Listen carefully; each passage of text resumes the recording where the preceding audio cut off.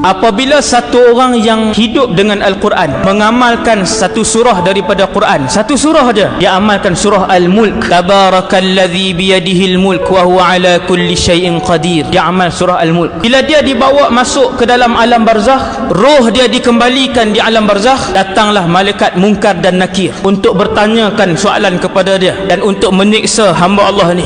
Apabila Munkar dan Nakir datang daripada arah kakinya untuk memukul dia, datang surah Al-Mulk. Kena tengok, datang surah Al-Mulk pergi ke kaki orang yang mengamalkan surah tadi. Lalu dia berkata, jangan pukul tuan aku, sesungguhnya lelaki ini mengamalkan aku ketika mana dia hidup. Lalu malaikat dan azab tadi datang daripada sebelah kepala, surah Al-Mulk berpindah ke arah kepala. Ini hadis dan sanad dia hasan. Datang ke arah kepala untuk memukul orang ini, maka surah Al-Mulk datang ke arah kepala. Dia kata, jangan menghalang malaikat itu, sesungguhnya tuan aku ini dahulunya membaca aku ketika dia hidup di dunia dulu. Maka malaikat datang daripada arah kanan, surah ini mempertahankan tuannya di arah kanan. Malaikat datang daripada arah kiri, surah ini mempertahankan tuannya daripada disiksa di alam kubur daripada arah sebelah kiri. Lalu pulanglah malaikat itu, maka selamatlah tuan yang menghidupkan surah Al-Mulk di dalam kehidupannya.